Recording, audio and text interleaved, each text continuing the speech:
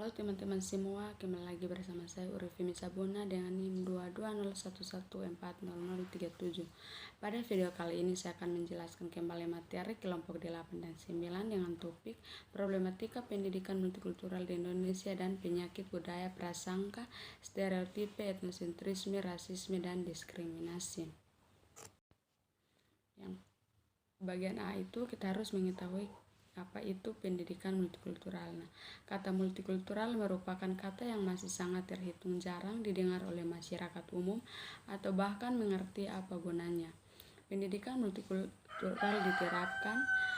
Pendidikan multikultural juga merupakan sebuah konsep yang bertujuan untuk menciptakan sebuah peluang dalam pendidikan bagi seluruh peserta didik yang berbeda ras, etnis, kelas sosial, dan kelompok budaya, sehingga dapat membantu peserta didik dalam memperoleh pengetahuan. Yang kedua itu problematika pendidikan multikultural di Indonesia. Problematika pendidikan multikultural di Indonesia memiliki keunikan yang tidak sama dengan problem yang dihadapi oleh negara lain. Keunikan atau faktor-faktor geografis, demografis, sejarah, dan kemajuan sosial, ekonomi dapat menjadi pemicu munculnya problem pendidikan multikultural. Problem ini mencakup hal-hal kemasyarakatan yang akan dipecahkan dengan pendidikan multikultural dan problem yang berkaitan dengan pembelajaran berbasis budaya. Berikut kita akan masuk ke materi kelompok 9, yaitu yang pertama, pengertian penyakit budaya. Penyakit budaya adalah sikap yang timbul dari seseorang yang dapat menimbulkan keranggangan sosial atau hilangnya budaya pada daerah tersebut. Masyarakat Indonesia sudah sangat dengan keberagamannya, bahkan keberagaman itu sudah ada di sekitar kita. Dengan kata lain, sebagai masyarakat Indonesia sudah hidup berdampingan dengan keberagaman seperti agama, budaya, suku, dan bangsa. Oleh karena itu, secara tidak langsung kita tidak diajak untuk memahami sekaligus menjalani kehidupan yang penuh kedamaian. Dengan begitu, persatuan dan kesatuan akan tetap terus terjaga. Yang kedua itu pengertian stereotipe, etnosentrisme, rasisme, diskriminasi. Prasangka. Prasangka secara umum mengandung tipe sebagai definisi klasik. Prasangka pertama kali ditemukan oleh psikolog dari Universitas Harvard, Gordon Allport, yang menulis konsep itu dalam bukunya. Istilah ini berasal dari prejudicium, yakni pernyataan atau kesimpulan tentang sesuatu berdasarkan perasaan atau pengalaman yang dangkal terhadap orang atau kelompok tertentu. Yang kedua itu stereotipe.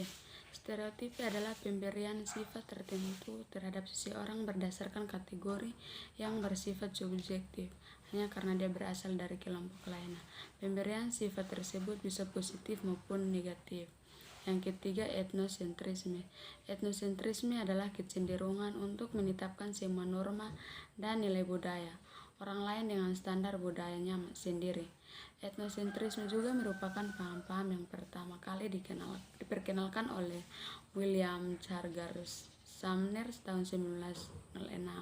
Serang antropologi yang beraliran introspeksi berpandangan bahwa manusia pada dasarnya individualistik yang cenderung mementingkan diri sendiri. Namun karena harus berhubungan dengan manusia lain, maka terbentuklah sifat antagonistik. Yang keempat, rasisme. Kata ras berasal dari bahasa Prancis dan Italia, itu rasa. Pertama kali istilah ras dikenalkan oleh Francisco Brainer, antropolog Prancis, untuk mengemukakan gagasan tentang perbedaan manusia berdasarkan kategori atau karakteristik warna kulit dan bentuk wajah.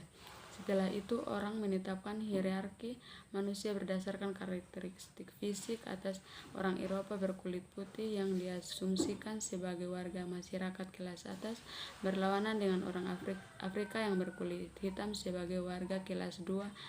Yang kelima, diskriminasi. Diskriminasi adalah perilaku menerima atau menolak seseorang semata-mata berdasarkan keanggotaannya. Misalnya, banyak perusahaan yang menolak mempekerjakan karyawan dari etnik tertentu. Diskriminasi ini bisa terjadi tanpa adanya prasangka, dan sebaliknya, seseorang yang berprasangka juga belum tentu akan mendiskriminasi. Yang harus dilakukan apa yang harus dilakukan untuk menghadapi berbagai penyakit budaya itu yang pertama menjaga wilayah dan kekayaan tanah air Indonesia. Artinya menjaga seluruh kekayaan alam yang terkandung di dalamnya. Yang kedua itu menciptakan ketahanan nasional. Artinya setiap warga negara menjadi keutuhan, kedaulatan negara dan mempererat persatuan bangsa. Yang ketiga menghormati perbedaan suku, budaya, agama, dan warna kulit. Perbedaan yang ada akan menjadi indah jika terjadi kerukunan, bahkan sebuah kebanggaan karena merupakan salah satu kekayaan bangsa. Sekian dan terima kasih.